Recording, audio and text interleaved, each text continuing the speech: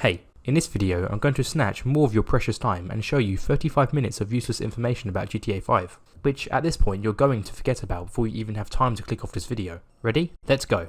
At this location you can find some segmented crane parts laying on the ground. Strangely, the ladders inside of these cranes are still somewhat functional. If you were to drop onto them from this angle, your character would attempt to climb it, which quite clearly isn't supposed to happen. You will always get zipped across to the other side of the crane, sometimes getting stuck in the process. The Hill Valley Church has a slight error. If you pay attention to this sign above the door, it should become apparent that the text is reversed, and it reads St. Bridget Baptist Church, which isn't what this church is called. The only church that has this name is this one in Pleto Bay. What I think likely happened here is that the developers copied the St. Bridget Church from Pleto Bay, made a few minor colour adjustments, flipped it, and pasted it here, forgetting about the text above the door. There's a small detail about the gang attacks of GTA Online that I've never seen anyone mention before. If you complete 5 gang attacks involving the same type of gang, back to back, you'll get a threatening message from the gang, followed by a high bounty being placed on your head. The text you receive is unique for each type of gang. Here's the Lost MC, the Vargos, the Professionals, the Families, the Armenian Mob, and the Triads. The most uncommon message to get will be this one from the Families, as there's currently only one existing gang attack left involving them, and with gang attacks having a cooldown of 36 minutes, you will need to spend a bare minimum of 3 hours in a single session to complete it 5 times.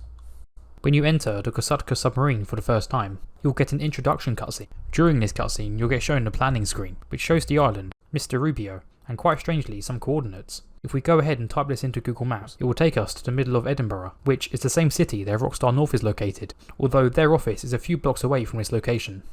It's possible that the Stromberg was originally going to have vertical firing missiles. Evidence for this comes from the Doomsday mission Salvage. The Stromberg model in this mission differs slightly from the actual vehicle, as it has 4 vertical cylinders in the back, which look a lot like missiles. Interestingly, the actual car that the Stromberg is based off of, the Wetznelly from James Bond, also has vertical firing missiles in the back. It's kind of odd why they would choose to remove this feature. The minigun was originally going to heat up as it fired, potentially causing it to overheat. The only piece of evidence for this is this image found in the game files. Why they scrapped it is really anyone's guess. There are 10 unused tints for the EMP launcher. It's possible that these might become available sometime in the future. The Contract DLC was potentially going to include a feature that would allow players to mix music. There's also evidence of a rhythm minigame, in which you need to press certain buttons at the right time. Unfortunately, not much is really known about this. All we have is traces of this once existing. Considering that this update was all focused around music, and that there's this whole intricately detailed recording studio that's only been used a couple of times, a feature like this would have been perfect. Speaking of music, there was originally going to be a music player app on a player's phone that would allow the player to listen to the many radio stations of GTA whilst on foot. This feature was cut fairly early in development as only a few traces of it remain. Whenever you kill or get killed by someone in free mode, you'll get a scorecard telling you how many kills and deaths you have. This scorecard was originally going to be a lot more detailed. It would have showed the player's level, the weapon used, whether bullets connected and how much damage each shot did. This scorecard might have been a bit overkill, but it would have been nice to have all this info. There are some very early progress reports deep within the game files which date back to 2011, 2 years before the game came out. These graphs show the QA and FPS reports of the early versions of the game. The more interesting graph, personally, is this one here. It shows the frame rate performances in different parts of the map. It seems like the best performing area was the docks and terminal, which had an absolute high point of 22 frames. This is what it would have looked like. The worst performing area was Legion Square. It had an absolute low of 14 frames, which looks like this. It's painful to look at. The rolling average at the time seemed to be 19 frames per second. In the Brady Games official guide to GTA 5, on page 204 you can see an image of the map that has a blue waypoint on it, rather than a purple waypoint we have today, meaning that at some point during late development the colour of it changed. There were some rumours a while back about a supposed mountain climbing activity you could participate in. As far as I know, there is basically no evidence for this whatsoever, other than this small unused mountain icon in the game files. Although it sounds cool, I'm inclined to believe that this rumour is false, as this just isn't enough evidence. It's time to answer another random question that literally no one in their right mind wants the answer to. Just how many trees are there in GTA 5? Why am I answering a ridiculous question like this anyway? Content. To tackle this monster of a question, my first idea was to count them all the old fashioned way, one by one. No surprise, I gave up on this very quickly. There are just so many damn trees in this game. I needed a faster way to count them all. This is where Code Walker comes in. There's a feature on this software that allows us to search for certain props throughout the whole map, and it also counts the exact number of props there are. Before I could use this to get my answer though, I first needed a list of every single tree model in the game, which I had to find myself. I went through hundreds of models of foliage. I even had to look up the definition of a tree to make sure it was as accurate as possible. Just as a side note, I'm not counting potted plants as trees, just for simplicity's sake. Although this model here is a pine tree, it's in a pot, so I'm not counting it. After an hour of looking, I had every possible tree model in the game. Now I had to copy and paste every one of these models into this software, and have it do the counting for me. Here's the results.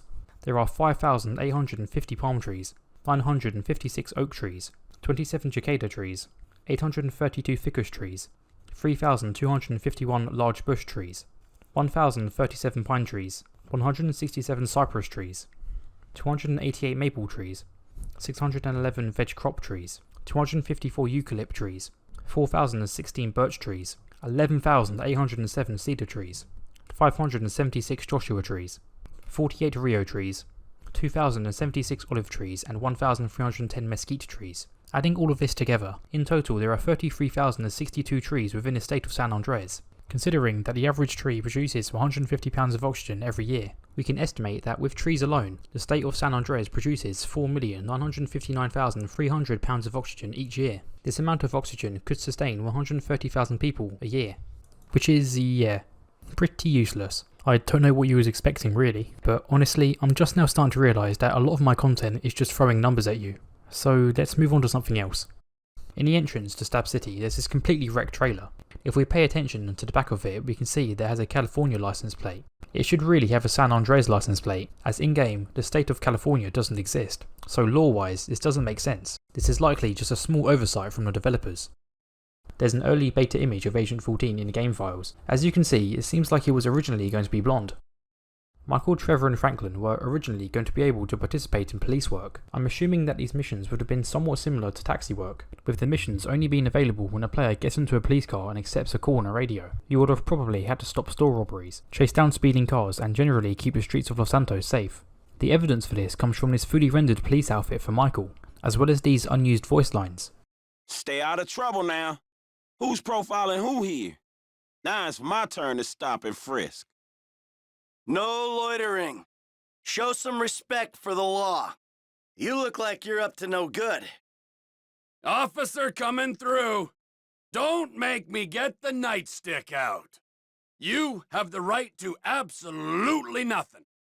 In the last video, I counted how many buildings there are in the game. 2,359. I now want to take this number and figure out the rough population of San Andreas. To do this, we'll need a ratio of people to buildings. We'll get this from the state of California, the place San Andreas is based off of. California has roughly 17 million buildings and 39 million people. This gives us a ratio of 2.2941. If we times this by the 2,359 buildings there are in GTA, we get an estimate of 5,414 people who live in this state. With a population this small, Los Santos itself wouldn't even be considered a city. It would just barely qualify as a small town. A few hundred less people and it would literally qualify as a village. It's teeny. If you didn't know, pressing right on the D-pad or E for PC will allow you to greet nearby NPCs. Hey, you cool, pal? Whatever. Usually, the lines of dialogue you hear will be fairly linear, and will only ever change depending on who you're talking to. However, there's an unused feature that's still in the game that changes what Michael, Trevor and Franklin say depending on what they're currently wearing. Wearing a strange outfit that's either mismatched or just in plain underwear will cause them to have more self-conscious dialogue, with the exception being Trevor. Have a listen. This is Los Santos. Shit, I can dress how I want. Yeah, I know. I need to do laundry, right? Okay, it's a new look, alright? What do you think? I'm rocking this look, huh? You like what you see? Don't look at me like I'm some kind of freak. It's a bold fashion statement, I know. All the cool kids are wearing it. Can I get a hug? During Comic-Con 2018, the voice actors for Michael, Trevor and Franklin had a Q&A panel. A member of the subreddit r/Chiliad Mystery asked them about the infamous, still unsolved Mount Chiliad mystery. In response, Ned Luke said this. You're gonna ask me about the Mount Chiliad mystery? Yes. Alright, we're gonna solve this, okay? I don't know what it is. It's the mystery at the top of the mountain right now. Here's how you solve the Mount Chiliad mystery. You go down to Del Perro Pier. You swim out 35 miles. You dive down 78 feet, not 77, not 79, 78 feet. There you'll find the answer. This was pretty clearly a joke, but just to be sure, plenty of people, including myself, made the swim out to the ocean and checked, and as to be expected, there was nothing there. Back in 2014, there was two events for GTA Online, the Capture Weekend and the Business Weekend. Rockstar held a contest during both of these events which had players competing to make the best capture jobs and take the best snapmatic photos. The winners would receive this exclusive sunset license plate which could be placed on any one of their cars. There was only ever 5 winners per event, so there's only 10 players in the world that have this plate, putting it up there as potentially the rarest item in GTA Online. Although this is the only time that Rockstar has given out a unique license plate, it's likely that more events like this were planned, as there's still to this day 9 other plates just sitting in the game files. Whether or not these plates are going to be released in the future is really anyone's guess. There was a scrap story mode mission called Harrier that had Michael intercepting a military convoy to steal a Hydra.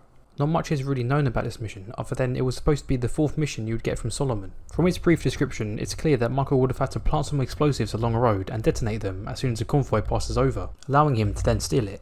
There's an animation of this road being blown up in the game files, which honestly looks pretty fleshed out.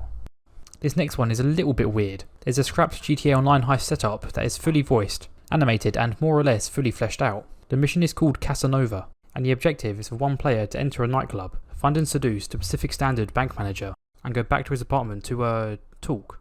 Whilst the bank manager is distracted, the 3 other players will be tasked with breaking into his apartment and stealing his keycard. This is one of those rare times that I'm actually glad the mission was scrapped, as personally the whole thing just feels icky and wrong. When raiding a stash house in GTA Online, you need to find a yellow sticky note that contains a vault code. One of these possible combinations is 281197, which is the exact release date of the original Grand Theft Auto. For some reason, Chop, Franklin's dog, has his own phone number and profile picture. Unfortunately, however, it's impossible to call him. There's an unused feature in GTA Online called Dial a Sub. As the name suggests, it seems like you were originally going to be able to call up this number and request a submarine. It could have functioned similar to how the blimp contact works in story mode, where you would call them up and have a blimp spawn nearby. This feature is likely the very early concept of the Kosutka submarine, introduced with the Cayo Perico DLC. As well as the submarine phone contact, there's also this early HUD overlay of a submarine camera. This looks very different from what we have with the Kosutka. The thermite bomb, as seen in the Pacific Standard bank heist, was originally supposed to be a throwable weapon. There's third and first person animations for it, as well as its weapon wheel texture. How it would have actually functioned when thrown or how much damage it does isn't known. In this Los Santos Customs, there's a very early rendition of the Sanctus bike in this magazine. Judging by how old this image looks, plus the incomplete nature of the background, it's likely that this was taken around 2011 or 2012, which is around 5 years after the vehicle would get officially released with the Bikers update. The bike itself has quite a few noticeable differences, such as the headlights coming out the forehead of the skull, rather than the eyes, and the handlebars being a completely different shape. This is just one of many examples of DLC vehicles existing multiple years before they were ever released. From these examples alone, we can make a good guess that a lot of, if not all, DLC vehicles we get were conceived and designed many years ago. In the story mode heist, the Polito score, Franklin has to use a dozer to save Michael and Trevor from the hordes of cops that are trying to kill them. But originally, Franklin was supposed to save them whilst using a tank instead. There are unused animations of Michael, Trevor and Franklin exiting the tank, as well as an early description of the mission itself, clearly stating that Franklin rescues you in a tank. If you had GTA Plus during December 2022, you would have unlocked the Have You Seen Me shirt. This shirt clearly shows Santa getting his mugshot taken at the Los Santos Police Department. His mugshot board has the numbers 917-2013, which is the release date of GTA 5, September 9th, 2013. Another interesting thing about these numbers is that we can use them to figure out exactly what level Santa is, as these numbers on the mugshot board directly correlate to how much RP you have. A quick search reveals that at 9,172,013 RP, Santa would be the respectable level of 322. This will put Santa miles above El Rubio and Lamar. Considering how long Santa's been around for, I guess this kinda makes sense. Vehicles will only be destroyed by water once their exhaust pipe has been submerged for over 3 seconds. This can lead to some weird scenarios where vehicles that have a higher up exhaust pipe will still be able to function even when the engine is completely submerged. The 3 vehicles this works best on is the Guardian, the Dump, and the Dock Handler. High-end vehicles such as supercars or sports cars have better quality soundproofing than cheap cars. The sound of rain and wind will be reduced drastically when in a high quality vehicle. However, breaking a window will negate all soundproofing, regardless of car quality. Here's an example.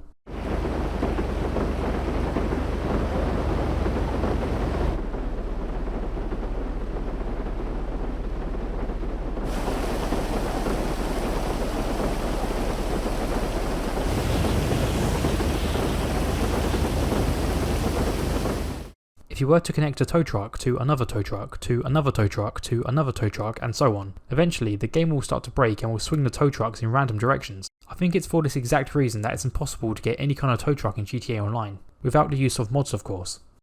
If you spam the punch button whilst entering your agency, your character will go into a combat stance. Every time I've tried this, my character always seems annoyed at something in the elevator, and I don't know why this is. Putting a decal on your knife will make it unable to get bloody. All blimps will have a blue reflection in water, regardless of the colour of the blimp. On each side of the cargo bob it says that its max load capacity is 15,000 kilograms, which is 15 tons. Despite this, however, it is unable to effectively lift the Insurgent, that is in-game set to weigh 8 tons. Oddly enough, it has zero trouble picking up the Rhino tank, which is set to weigh a whopping 60 tons. From what I could find with a quick Google search, even modern helicopters specially designed for heavy cargo can't even pull half this amount. There is a rare event in story mode that can occur at any time whilst driving one of these vehicles. These older types of vehicles seem to be the only ones in the game that have a CB radio, which is able to pick up a wide range of radio signals. For this reason, when driving one of these cars, you can very rarely hear some random radio chatter. The types of things you can hear vary wildly, from people talking about conspiracies, people giving instructions on how to cook meth, to random military chatter. If you're playing as Trevor, he can sometimes respond to these people, although even after hours of waiting, I've personally never had this before. Have a listen. No, you're doing it all wrong. You mix it with baking soda and water and then heat it with a lighter. Collect the stuff that rises to the top. It's good shit. Thing about that truck is the alternator keeps giving out. Some goddamn oxygen sensor. Half the shit in the cars is made in Australia these days anyway, and they don't pay people for nothing.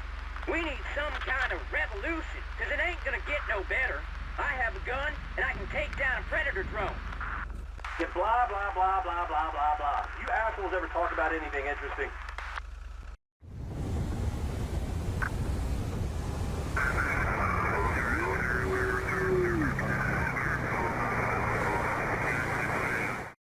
The cherry picker variant of the utility truck was originally supposed to have a functioning lift that would go up and down with the press of a button. There's even this unused animation tied to it. I don't know why this was taken out. It would have gave this otherwise useless vehicle a bit of functionality. There are tons of spooky myths and legends surrounding the GTA franchise, some of which I've covered before, but this time let's dive into one mystery in particular that a few people still seem to believe. This mystery has even been labelled as possible on the GTA Myths wiki. This is the myth of Goatman, an entity that is half goat, half human. In-game sightings of this creature are said to take place near Catfish View, which is a pretty fitting location for a creature like this to reside for a couple of reasons. The Goatman of Pope Lick Creek, also known as the Pope Creek Monster, is said to reside under a railroad trestle in Louisville, Kentucky, and it just so happens that there's a railroad trestle very close to where the Goatman sightings are said to take place. Not only this, but there is also another bridge here that does somewhat resemble Old Alton Bridge, situated in Texas. The bridge also goes by another name, Goatman's Bridge. So that's two potential connections to Goatman in the exact same area that these Goatman sightings have taken place. Does that mean that this is real? Well, considering that there's been literally no screenshots of this creature, apart from this one which looks painfully fake, and the fact that the game has nearly been out for 10 years, and hundreds if not thousands of people have ripped the game files wide open, specifically searching for things just like this, I'm sure something like the Goatman would have been found by now. But who knows? Maybe we've just missed it, and the fabled Goatman really is out there, hiding in the shadows. Most cars in GTA have the option for a livery to be applied to them, and some of these liveries are direct references to different parts of pop culture, and or have some small details on them that you probably wouldn't catch at first glance. I'm gonna go over a few of these that I personally find interesting. The first one we'll take a look at is the Rock and Roll Legends livery on a Comet S2. If you've played the game Cyberpunk 2077, you'll probably recognise that this livery is almost identical to Johnny Silverhand's Porsche 911 from that game. As a fan of the game myself, I appreciate this one being in here. Unfortunately, the only way to get this livery is to activate it using mods, as it's still yet to be released.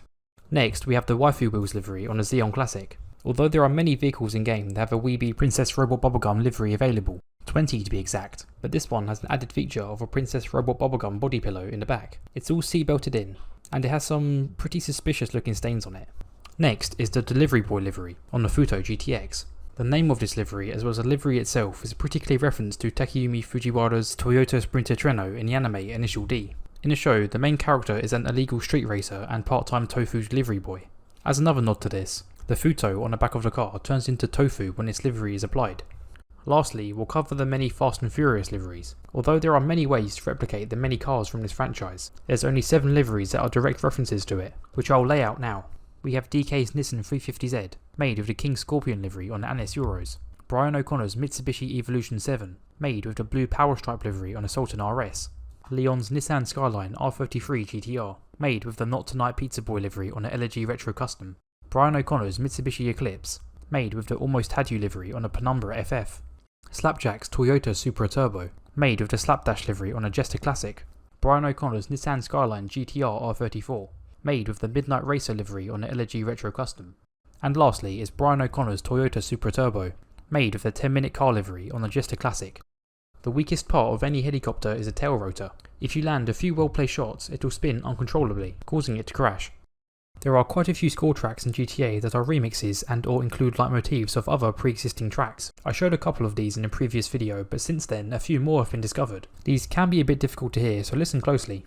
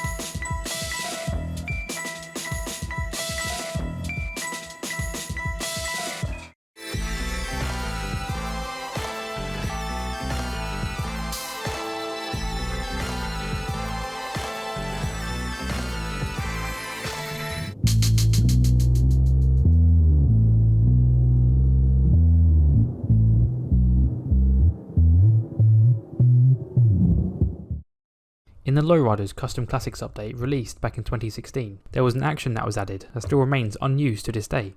The action is called the V-sign, and much like other actions, it has 4 variations. We have the basic one, which you can see here, the full body variations, which is different depending if you're a male or a female, and one for sitting inside of a vehicle. The action itself shows the 2-finger salute, or the forks as it's known in Australia.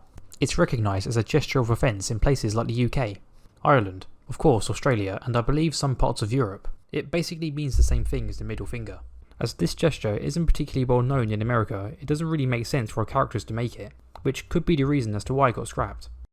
The first cutscene for the mission Mr. Phillips, which takes place shortly after the Vangelico heist, was originally going to be quite a bit different. Rather than Michael and Franklin getting interrupted by Dave whilst they were having a drink, Lester was going to be present, and they were all supposed to be thoroughly drunk by the time Dave comes in. The interaction between these characters would have been priceless. It's a shame we didn't actually get to see this cutscene, but luckily the audio for it has existed for quite some time now, so I'll play it now.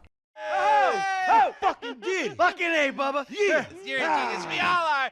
Fuck you, Uncle Sam, and your bullshit rules! Hey, you go easy on Uncle Sam. I love that guy. He doesn't exist. That's what I love about him. Franklin! Yeah. Freak up! Thanks, Mike. In your face, Squares! Fuck all of you! That's fucked up, man. Hey, this is how we roll. We do a gig, Yeah. and then we get shit fucking drunk. What the fuck is going on here? I dread to think. Amanda! And look who I found skulking around outside, our very own marriage guidance counselor and government agent. Join us for a swift libation. Oh, Jesus, that asshole? You are dead, you fat fuck! Dead! Love you! I love you too! Let me be very clear. In case someone cuts your brake cables, it wasn't me!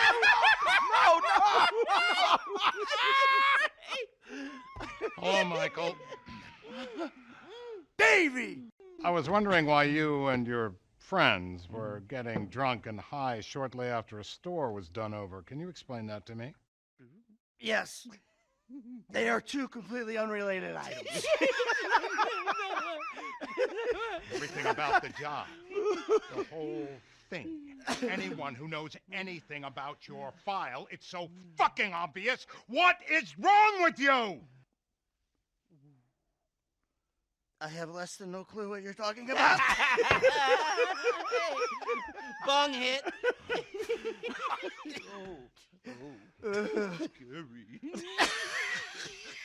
What about Trevor? If that fruitcake thinks you're alive, you are D-O-N-E fucked.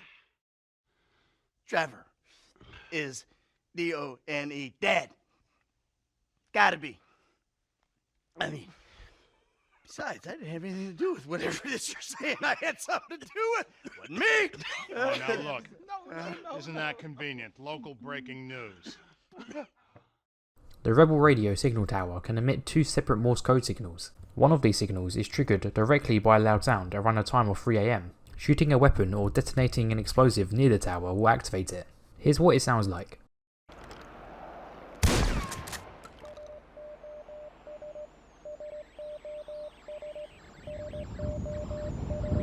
The message will repeat a few times until eventually coming to a stop. The next Morse code message doesn't seem to have a set time. It will play any time between 3 AM and 5 AM. This message will last a lot longer than the last one. From start to finish, it's a hefty 2 minutes long. Here's what it reads. Ban cloves, ban lies, ban youth, ban deceit. Eat of the flesh, drink of the blood. We shall be free once more. Because we know altruism, the greatest good for the greatest generation. We shall boom again. This weird cryptic phrase is the mantra used by the Altruists, a cult of middle-aged men living in a small camp on the side of Mount Chiliad. They can be heard chanting this very phrase during the Altruist shootout event triggered by Trevor.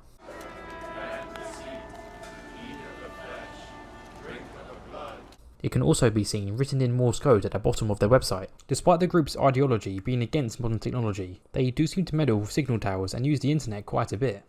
The dinghy that can be summoned from your Kosatka has quite a unique and powerful ability. If it gets destroyed, the wreckage of it will never despawn, no matter how far away you get from it. This means that you can continuously spawn these boats in and blow them up, making piles of wrecked boats which can be hundreds strong if you're patient enough. Although this glitch may seem kind of pointless, it does have its uses. If there's a certain free mode mission that you don't want to play, like a difficult DAX mission or a really drawn out heist prep, you can place these wrecked boats within the area that the mission will spawn, and it should block the mission from triggering. This is especially helpful for speedrunners, as they can use these boats to guarantee they always get the most optimal missions. You'll need to be careful when doing this though. If enough of these boats are spawned in, roughly 120 plus, the session you're in will start to slowly break.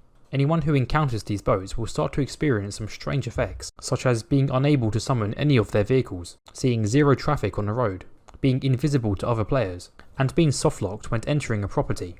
If enough of these boats were to be piled up in a high activity area, you could effectively brick an entire lobby. The amount of time this will take, however, is immense. This pile of boats here took a good 5 hours to put together. If you take your barrage to the arena workshop, you have the option to equip it with Clifford's logo, used by Clifford's mercenaries during the Doomsday heist. It's not exactly known if this modification was intentionally implemented or not, as its name, Custom Mod 1, seems a little bit unfinished. There are quite a few errors for level of details, or LODs, in this area specifically, like the sign not loading in properly unless you get very close, the lampposts popping in and out of existence, and this crash barrier that has no collision when you're close to it, but somehow gains collision when you're far away. As far as I know, this only happens in an online session, so Rockstar somehow messed something up in this area when implementing one of their recent updates. If you're skillful enough, it's entirely possible to defy the laws of physics by flying planes backwards. This impressive skill does not come easy though, as it takes hours of practice to pull it off consistently, and even longer to master how to control it in mid-air. Attempting to do this myself has really given me a newfound respect on how impressive stunts like this really are. I would like to break down exactly how this works and how to do it, but I'm really not qualified for giving tips about flying. So if you want an in-depth guide on how to do this, I'll leave a link down below for a good video that I followed. Anthony McBain, a previous artist for Rockstar North, has recently released some old concept art for Franklin and Trevor. There's a few outfits here that have made it into the game, and there's others which we've never seen before. The mask that Trevor's wearing in this image here isn't available in-game, but it has a striking resemblance to this mask that our GTA Online characters can wear. During the Halloween event of 2023, there was a short period when you could get abducted by one of the many UFOs around the map. Once abducted, you had a 25% chance to see a cutscene of yourself laying on an operating table in a strange facility. Although it isn't available without the use of mods, this facility has a lot more to it than what we can see during the cutscene, with it being made up of 4 separate rooms and 1 connecting hallway. One room contains blueprints for a jetpack, specifically the one used by CJ in GTA San Andreas. There's also this decommissioned Oppressor Mark II. In the adjacent room, we can find an alien egg being propped up, and a couple of laser weapons which are identical to the ones that the player can use. Well, almost identical. They have this strange glowing DNA symbol etched onto all of them. Just like 98% of the stuff here, I have no clue what this means. Opposite to this room is a strange storage room. This room is absolutely packed with mysterious crates and boxes. Some of these have the Clifford logo plastered onto them, and others have the eye symbol from the Mount Chiliad mural itself. At the end of the hallway there's a room that seems to be used for medical purposes. The room is attached to this massive silo structure. This suggests that there are many more rooms just like this one, and it gives off the vibe that this place is a lot larger than what meets the eye. In this same room, there are TV screens that have some strange code. Thankfully, people smarter than me have decoded it. This reads "connect the dots," and this one says "we are watching." If you got abducted during this Halloween event, you would have unlocked this unnamed shirt that has some strange symbols. If you look closely, you should see some numbers. This is once again some more code. The numbers can be decoded as "one day will reveal all," with this whole facility having so much detail in it that isn't viewable by the player. I think it's very likely that we'll be visiting here in a future update. We would probably need to do something like flick these switches or steal something from the storage room, something like that. At these two locations you can find two strange black spiderwebs. Oddly enough, they only spawn in between the times of 1 and 2 AM. In the game files, these objects are both called electric spider, meaning that this isn't just a normal cobweb. Due to these things looking very out of place and the strange time requirements for them to spawn in, people have speculated that this is somehow connected to the Mount Chiliad mystery. Whether these things are supposed to be purely decorative or if they have a hidden, deeper meaning is still up for debate. Another odd occurrence that happens roughly in the same area as the spiderwebs are these strange patterns appearing on these two Ron signs in Pleto Bay. They only appear at night and they seem to have quite a mysterious look to them. Much like the spiderwebs, no one is really sure why these patterns are here or what they could mean. The timeline for GTA Online is quite confusing to say the least. The nature of it is still discussed in the community to this day, and not one single model of the timeline is 100% agreed upon. However, looking at all of the evidence, we can paint a pretty clear picture as to when the events of GTA Online take place. It was said by Rockstar that the events of GTA Online will take place a couple of months before the events of GTA 5. For a while, this seemed to make sense as there was copious amounts of evidence that reinforced this, like some key events in story mode not being present in Online, such as the destruction of buildings, the sinking of a ship and the wreckage of a plane. We also have some dialogue in story mode that mentions some GTA Online events, placing it in the past, such as Lester mentioning our online protagonists in this cutscene here. Alright, well we're gonna need a crew. You got any contacts in LS or not? I've been working with someone, but they're too unpredictable. I'll have to reach out to some other guys. And Lamar potentially referencing the contact mission going down the GOH. I know these streets. You know these streets. Man, all you know is dime bag hustling, credit card stealing, boosting gas tankers on me. Come on, man. What, you trying to be some fucking commodity trader or something? Fool, that shit went up, man.